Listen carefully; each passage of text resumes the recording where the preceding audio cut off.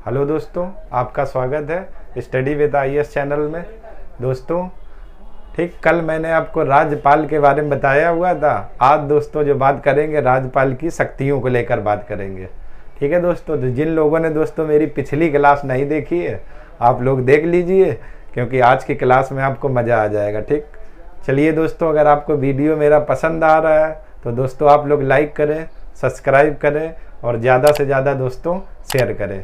दोस्तों एक बात आज मैं आपसे कहना चाहूँगा कि सफलता की पोशाक कभी बनी नहीं मिलती है। सफलता की पोशाक कभी बनी नहीं मिलती है। इसे बनाने के लिए मेहनत का हुनर चाहिए, मेहनत का हुनर चाहिए। ठीक दोस्तों, वर्डिंग देखिएगा, सफलता की पोशाक कभी बनी नहीं मिलती है। इसे बनाने के लिए आपको मेहनत का हुनर चाहिए, हुनर चाहिए। ठीक दोस्तों, क्लियर हो गया ना। चलिए अब दोस्तों हम लोग बात करते हैं, आज बात करेंगे जो आज का टॉपिक है राज्यपाल की शक्तियों को लेकर। तो हेडिंग पड़ी हुई है दोस्तों राज्यपाल की शक्तियां, और जिसमें दोस्तों पहली है राज्यपाल मुख्यमंत्री की नियुक्ति करता है। ठीक दोस्तों, क्लियर हुआ ना। देखिए जरा, राज्यपाल किसकी नियुक्ति करता है? मुख्यमंत्री की, और तथा मुख्यमंत्री की सलाह पर, ठीक है ना, तथा मुख्यमंत्री की सलाह पर अन्य मंत्रियों की नियुक्ति करता है। ठीक, क्लियर दोस्तों, यानी राज्यपाल मुख्यमंत्री की नियुक्ति करता है तथा मुख्यमंत्री की सलाह पर अन्य मंत्रियों की नियुक्ति करता है।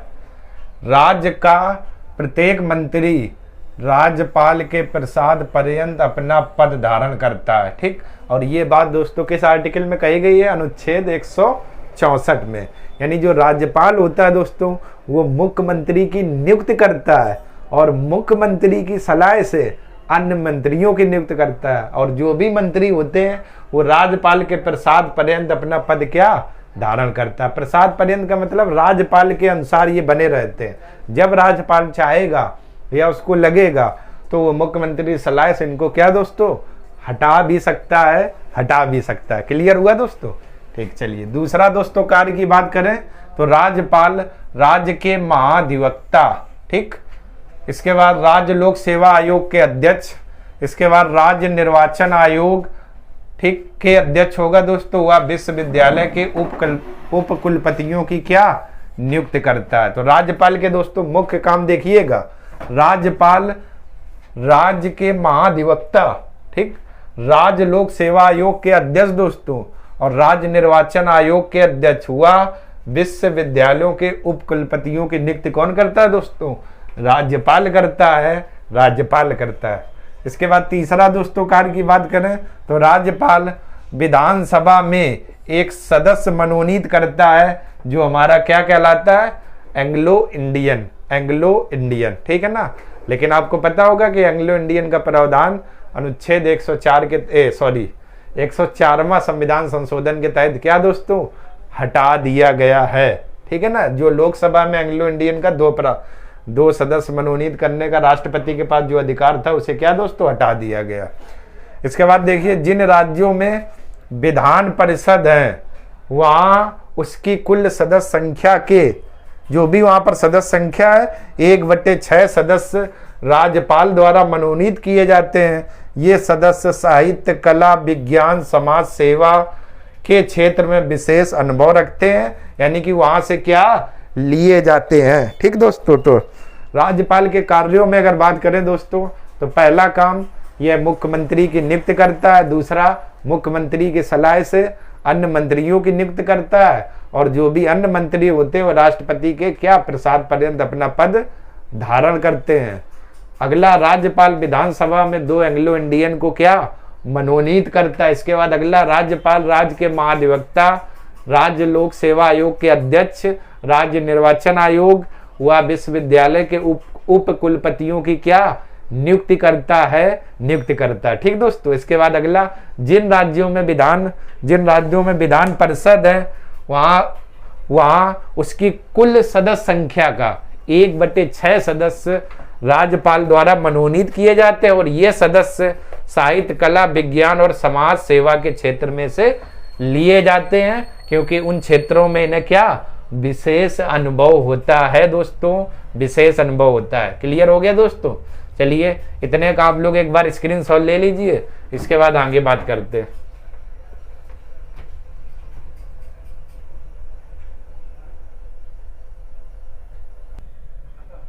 ठीक, चलिए दोस्तों अब देखते हैं राज्यपाल की अध्यादेश की शक्ति किस आर्टिकल में, 213 में। ठीक दोस्तों, राज्यपाल की अध्यादेश की शक्ति 213 अनुच्छेद में है और इसमें क्या कहा गया, इसके अंतर्गत राज्यपाल को अध्यादेश जारी करने की शक्ति है। अध्यादेश की अधिकतम अवधि 6 माह तक तथा सत्र आयोजित होने पर 6 सप्ताह तक बनी रहती है। ठीक दोस्तों, तो दोस्तों अध्यादेश, अब मैंने आपको राष्ट्रपति में अध्यादेश पढ़ाया था, सेम बस वही है। ठीक है ना, यानी जब संसद का सत्र ना चल रहा हो और कोई भी संसद नहीं, सॉरी यहाँ विधानमंडल होगा, जब विधानमंडल में सत्र ना चल रहा हो और कोई भी ऐसा मुद्दा है जिस पर तत्काल कानून बनाने की आवश्यकता है, वही अध्यादेश है।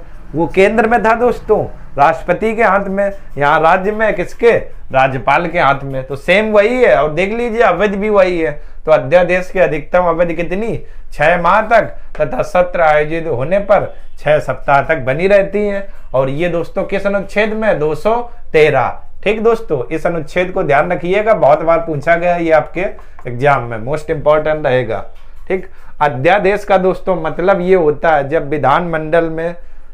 विधानमंडल के सदन सत्र में ना हो, यानी ना तो विधानसभा की बैठक हो और ना ही विधान परिषद की, और कोई भी ऐसा मुद्दा आ जाए जिस पर तत्काल तुरंत कानून बनाना है, तो वो शक्ति राज्यपाल की क्या कहलाती है, अध्यादेश। और इसकी अधिकतम जो अवधि होती है 6 माह तक और सत्र आयोजित होने पर 6 सप्ताह तक बनी रहती है। ठीक है ना, चलिए इसके बाद अगली दोस्तों देखते हैं विधायी शक्ति। तो विधायी शक्ति क्या है राज्यपाल की, देखिए राज्यपाल को विधानमंडल का अधिवेशन आहूत करने, उसका सत्रावसान करने तथा विधानसभा को विघटित करने की शक्ति प्रदान है। ठीक, आहूत करना देखते दोस्तों यहाँ पर मतलब देखिए, आहूत करना यानी सत्रावसान को क्या, स्थगित कर देना, या उसका सत्रावसान करने, सत्रावसान के मतलब उस पूरे सत्र को क्या, हटा देना, स्थगित कर देना। और विधानसभा तो जैसे अपने यहाँ लोकसभा भंग हो जाती है, ऐसे ही वो क्या, राज्यपाल विधानसभा को क्या, विघटित कर सकता है। ठीक, राज्यपाल को विधानमंडल का अधिवेशन आहूत करने, यानी विधानमंडल में जो अधिवेशन है दोस्तों उसको या तो वो समाप्त कर देगा, या पूरे सत्रावसान का मतलब या तो पूरे सत्र को समाप्त कर देगा, या विधानसभा को क्या, विघटित कर सकता है। और ये शक्ति किसके हाथ में है दोस्तों, राज्यपाल के हाथ में, राज्यपाल के हाथ में। तो जो दोस्तों आपने राष्ट्रपति पढ़ा है बस वही मिलता जुलता है और कुछ भी नया नहीं है। अगर आप लोग राष्ट्रपति अच्छे से समझ गए हो तो राज्यपाल में कोई दिक्कत नहीं होगी। इसके बाद दोस्तों और देखिए, विधानमंडल में अभिभाषण जारी करने तथा संदेश भेजने का अधिकार प्राप्त है। ठीक, विधानमंडल में अभिभाषण जारी करने तथा संदेश भेजने का अधिकार प्राप्त है। भाषण, अभिभाषण। ठीक दोस्तों, मैंने कल भी बताया था, आज फिर बता रहा हूं, खुले में जो दिया जाए, ठीक, उसे भाषण कहते हैं, और जो बंद या किसी हॉल में दिया जाए उसे अभिभाषण कहते हैं। तो वही है कि विधानमंडल में अभिभाषण जारी करने, यानी राज्यपाल क्या, अभिभाषण जारी कर सकता है तथा संदेश भेजने का उसे क्या, अधिकार प्राप्त है। इसके बाद आखिरी पॉइंट दोस्तों विधायी शक्ति में है, विधानसभा में अध्यक्ष तथा उपाध्यक्ष की अनुपस्थिति में राज्यपाल द्वारा कार्यवाहक अध्यक्ष की क्या, नियुक्ति की जाएगी, या राज्यपाल द्वारा कार्यवाहक अध्यक्ष की नियुक्ति करता है। ठीक, राज्यपाल के द्वारा कार्यवाहक अध्यक्ष की नियुक्ति की जाएगी। ठीक है ना दोस्तों, की जाएगी, ये वर्डिंग ज्यादा सही रहेगी। क्या है, जैसे दोस्तों देखिए लोकसभा में आपके 2 पदाधिकारी थे, लोकसभा अध्यक्ष और उपाध्यक्ष, ऐसे ही आपके यहाँ पर विधानसभा में 2 पदाधिकारी होते हैं, विधानसभा अध्यक्ष और विधानसभा उपाध्यक्ष। यही वर्डिंग देखिए, विधानसभा में अध्यक्ष या उपाध्यक्ष की अगर अनुपस्थिति है उस समय तो राज्यपाल, ठीक है ना, विधानसभा के सदस्यों में से किसी एक को क्या, कार्यवाहक अध्यक्ष नियुक्त कर देगा और वही इस समय क्या कार्य करेंगे। ये भी राज्यपाल की क्या शक्ति है, कौन सी, विधायी शक्ति है, विधायी शक्ति है। ठीक, एक बार और दोस्तों देख लेते हैं, अध्यादेश का मतलब क्या, जब विधानमंडल में, ठीक है ना, सत्र आयोजित ना हो, कोई भी सदन ना चल रहा हो, ठीक, तो कभी भी ऐसा कोई मुद्दा आ जाए जिस पर तत्काल कानून बनाना हो तो राज्यपाल तत्काल कानून बना सकता। आगे गौरव, राज्यपाल की यह शक्ति क्या कहलाएगी? अध्यादेश कहलाएगी, अध्यादेश कहलाएगी। ठीक दोस्तों, चलिए, और सेम वही राष्ट्रपति वाला है आपका। इसके बाद विधायी शक्ति, राज्यपाल को विधानमंडल का अधिवेशन आहूत करने, उसका 17वां सान करने तथा विधानसभा को विघटित करने की। विधानमंडल में राज्यपाल क्या अभिभाषण दे सकता है और संदेश दे सकता है, यानी बंद में जो दिया जाए उसे क्या दोस्तों कहते हैं? अभिभाषण, अभिभाषण। इसके बाद विधानसभा के अध्यक्ष अगर उपाध्यक्ष की अनुपस्थिति है तो राज्यपाल उन्हीं सदस्यों में से एक कार्यवाहक अध्यक्ष या उपाध्यक्ष की नियुक्ति करेगा जो उन सभी के कार्यों को देखेंगे। क्लियर दोस्तों? चलिए स्क्रीनशॉट इतने का ले लीजिए, इसके बाद आगे बात करते हैं। ले लीजिए आप लोग अच्छे से स्क्रीनशॉट नीचे कर, ठीक है ना, अच्छे से आप लोग ले लीजिए, क्लियर हो जाए। चलिए दोस्तों, अब बात करते हैं वित्तीय शक्ति, यानी राज्यपाल की वित्तीय शक्ति। क्या? धन से संबंधित वित्तीय। ठीक दोस्तों, देखिए, राज्यपाल प्रत्येक वित्तीय वर्ष के प्रारंभ में वित्त मंत्री द्वारा, यानी वित्तीय वर्ष जब आता है, ठीक है ना, तो उस वर्ष के प्रारंभ में वित्त मंत्री द्वारा वार्षिक आय व्यय का अनुमानित वितरण, वार्षिक आय व्यय का अनुमानित वितरण अर्थात बजट विधानमंडल के समक्ष रखवाता है। ठीक है दोस्तों, देखिए, राज्यपाल प्रत्येक वित्तीय वर्ष के प्रारंभ में वित्त मंत्री द्वारा वार्षिक आय व्यय का अनुमानित वितरण, जिसे क्या बोलते हो? वार्षिक आय व्यय का लेखा जोखा बजट, वो किसके समक्ष रखवाता है दोस्तों? विधानमंडल के समक्ष। कौन रखवाता है? राज्यपाल, राज्यपाल। ठीक, इसके बाद दोस्तों अगला पॉइंट है राज्यपाल की अनुमति से धन विधेयक, राज्यपाल की अनुमति से धन विधेयक विधानसभा में पेश किया जाता है। और दोस्तों लोकसभा में धन विधेयक, ध्यान आया कुछ? लोकसभा में धन विधेयक पेश किया जाता था, ठीक है ना। धन विधेयक केवल और केवल वहां केंद्र में लोकसभा में, और यहाँ विधानसभा में। तो जो केंद्र की लोकसभा है वही राज्य की विधानसभा है, उस पर राष्ट्रपति, इस पर राज्यपाल, ये अंतर है। तो ऐसे अगर आप लोग समझ के दोस्तों पढ़ेंगे तो आपको पूरा क्लियर हो जाएगा। देखिए जरा, राज्यपाल की अनुमति से धन विधेयक विधानसभा में क्या पेश किया जाता है। इसके बाद और राज्य सरकार की आकस्मिक निधि, आकस्मिक निधि का दोस्तों मतलब जिससे धन निकाला जाता है, वेतन दिए जाते हैं अधिकारियों के, ठीक है ना। इस निधि पर जो नियंत्रण होता है वो पूर्णतः किस पर होता है? नियंत्रण किसका होता है? राज्यपाल का, राज्यपाल का। एक संचित निधि होती है, एक आकस्मिक निधि, ठीक है ना, जिससे वेतन भत्ते दिए जाते हैं।